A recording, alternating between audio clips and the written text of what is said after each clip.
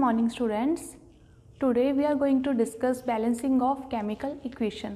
आज हम देखेंगे कि हम किसी भी केमिकल इक्वेशन को कैसे बैलेंस कर सकते हैं.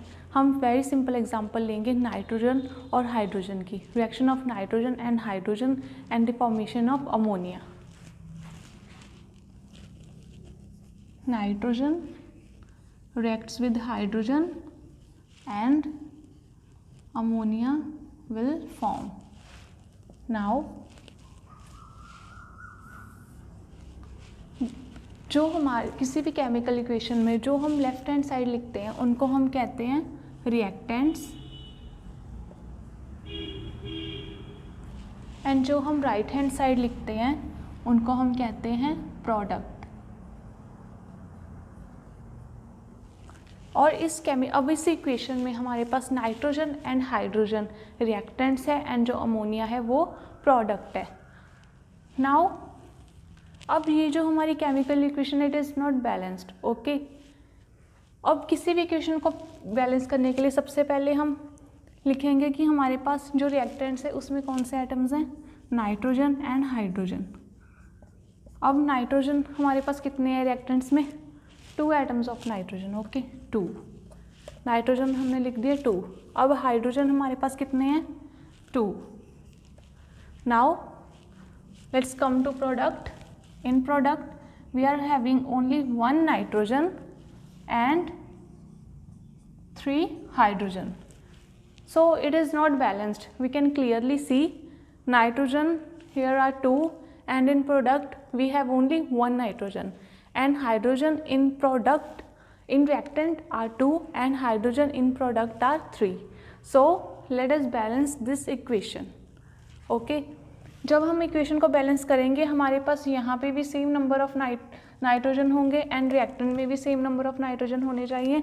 हाइड्रोजन भी रिएक्टेंट और प्रोडक्ट दोनों में सेम नंबर होने चाहिए. ओके, तो नाइट्रोजन तो हमारे पास 2 है और यहाँ पे हम 2 लगा देंगे, ठीक है, ताकि हमारे पास जो प्रोडक्ट है उसमें भी नाइट्रोजन कितने हो जाएं, 2. अब हमारे पास देखिए नाइट्रोजन 2 है रिएक्टेंट में, प्रोडक्ट में भी नाइट्रोजन क्या हो गए 2. Now it changes to 2. But जो अब हमारे पास हाइड्रोजन है रिएक्टेंट में वो कितने हो गए 3. हमारे पास हाइड्रोजन के पहले 3 एटम्स थे, अब हमने 2 लगाया. ओके, अब हमारे पास कितने हो गए हाइड्रोजन 6. 2 इसके साथ मल्टीप्लाई होगा. ओके, क्योंकि पहले हमारे पास 1 मॉलिक्यूल अमोनिया का था, 1 मॉलिक्यूल में थे 1, ध्यान से देखिए 1 मॉलिक्यूल ऑफ अमोनिया में हमारे पास 3 थे, 3 hydrogen.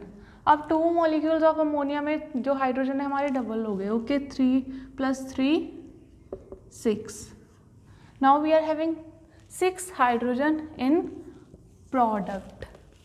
Okay, but in reactant we have 2 hydrogens. अब रिएक्टेंट साइड भी हमें 6 हाइड्रोजन्स करने हैं. सो 3 हम यहाँ पे 3 लगाएंगे. 3 × 2 6. ओके, पहले हमारे पास देखिए एक मॉलिक्यूल था हाइड्रोजन का जिसमें 2 एटम्स थे. अब 3 हो गए हाइड्रोजन, 3 हाइड्रोजन हो गए तो हमारे पास कितने हो गए, अब 3 मॉलिक्यूल हाइड्रोजन के हो गए तो एटम्स हमारे पास 6 हो गए हाइड्रोजन के. Now both sides we are having same number of nitrogen and hydrogen atoms. Right, in this way we can balance any chemical equation. Students, अब मैं आपसे एक बहुत ही सिंपल एग्जांपल डिस्कस करूँगी जिससे हम सीखेंगे कि हम कैसे किसी भी केमिकल इक्वेशन को बैलेंस कर सकते हैं. Very simple example. Hydrogen reacts with chlorine and formation of HCl. अब जैसे कि हम जानते हैं किसी भी इक्वेशन को बैलेंस करने के लिए सबसे पहले हम देखेंगे कि रिएक्टेंट्स एंड प्रोडक्ट्स में हमारे पास कितने एटम्स हैं. ओके, हर एलिमेंट के कितने एटम्स प्रेजेंट हैं. ये हमारे रिएक्टेंट्स हैं. Okay, and this hydrogen chloride is our product. These are reactants. Hydrogen and chlorine. अब हमारे पास जो रिएक्टेंट्स है उसमें हाइड्रोजन कितने हैं, 2 H2, okay, 2 atoms of hydrogen. अब क्लोरीन कितने हैं, क्लोरीन के एटम्स 2 एटम्स ऑफ क्लोरीन। अब जो लेकिन प्रोडक्ट है उसमें हमारे पास कितने हैं, हाइड्रोजन भी सिर्फ 1 है, okay, 1 hydrogen and chlorine also 1। Now इस इक्वेशन को बैलेंस जब हम करेंगे हमारे पास same number of reactant and same number of product होगा। अब हम क्या करेंगे, अगर हम यहाँ पे 2 लगाते हैं, okay, for balancing this equation, now we are having 2 hydrogens and 2 chlorine. अब समझिए, जैसे कि पहले हमारे पास HCl था, एक मॉलिक्यूल था हाइड्रोजन क्लोराइड का। अब एक molecule of 1 molecule of hydrogen chloride में हमारे पास हाइड्रोजन भी 1 था, क्लोरीन भी 1 था। अब जब 2 मॉलिक्यूल्स आए हाइड्रोजन क्लोराइड के, जैसे कि हमने 2 लगाया, पहले एक मॉलिक्यूल में हाइड्रोजन एंड क्लोरीन एक थे। अब 2 मॉलिक्यूल ऑफ हाइड्रोजन क्लोराइड में हाइड्रोजन भी 2 हो गए, क्लोरीन भी 2 हो गए, okay. Now in reactants and in product we are having same number of atoms, okay. In this way we can balance. Students, now we will discuss third example and we will understand how we can balance this chemical equation, and from solving this chemical equation we can solve other questions which are similar to this. Let us start. Now sodium hydroxide reacts with sulfuric acid and form sodium sulfate and water. Now sodium hydroxide and sulfuric acid are our reactants and sodium sulfate and water are our products.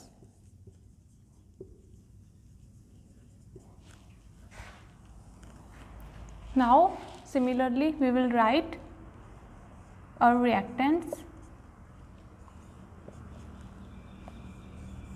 अब हमारे पास reactants में कौन कौन से atoms हैं, sodium, oxygen, hydrogen and sulphur.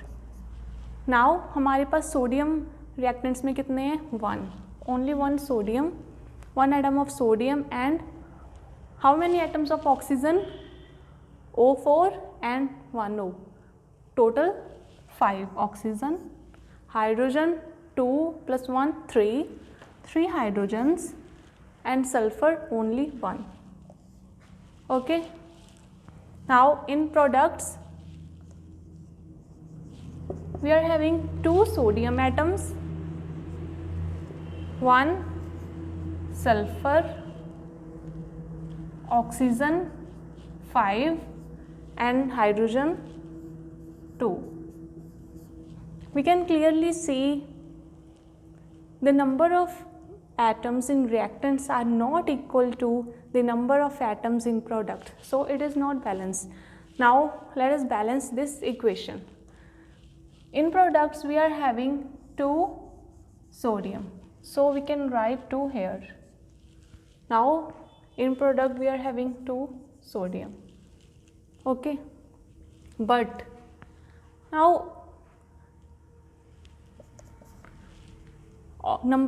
now let us calculate number of oxygen. Number of oxygen अब यहाँ पे 2 लगने की वजह से बढ़ गए हैं, okay, 4 5 and 6. Now we are having 6 numbers of oxygen and hydrogen 2 plus 2 4. Hydrogen अब हमारे पास 4 हो गए हैं रिएक्टेंट्स में. So in product we are having sulphur तो सेम ही है, sulphur 1 in reactant and 1 in product, and जो ऑक्सीजन है वो रिएक्टेंट में हमारे पास कितने हैं 5, ओके सॉरी प्रोडक्ट में 5 है, एंड हमारे पास हाइड्रोजन कितने हैं 2. अब हाइड्रोजन हमें कितने चाहिए 4, ओके यहाँ पे प्रोडक्ट में. सो हम यहाँ पे 2 ऐड करते हैं, ओके 2 × 2 4. पहले हमारे पास 1 मॉलिक्यूल वाटर था, ओके 1 मॉलिक्यूल ऑफ वाटर में जो हाइड्रोजन है वो 2 थे, अब 2 मॉलिक्यूल वाटर है तो 2 में हमारे पास हाइड्रोजन कितने हो गए 4, 2 इंटू 2 4। अब हमारे पास हाइड्रोजन 4 हो गए एंड ऑक्सीजन कितने हो गए प्रोडक्ट में टोटल 2 एंड 4 6, 4 एंड 2 बिकॉज हमने यहाँ पे 2 ऐड किया तो जो वाटर मॉलिक्यूल है हमारे 2 हो गए। ओके तो पहले अगर एक मॉलिक्यूल में 1 ऑक्सीजन थी तो 2 में we get 1 more. Okay so 4 + 2 6। अब हम देख सकते हैं कि जो हमारे पास रिएक्टेंट्स हैं, number of atoms in reactants and number of atoms in product are same. 2 sodium atoms on both sides, oxygen 6, oxygen here also 6, sulfur 1, hydrogen 4 and hydrogen 4. So now this is a balanced chemical equation. 2 molecules of sodium hydroxide reacts with 1 molecule of sulfuric acid and we get sodium sulfate and 2 molecules of water. So this is a balanced chemical equation.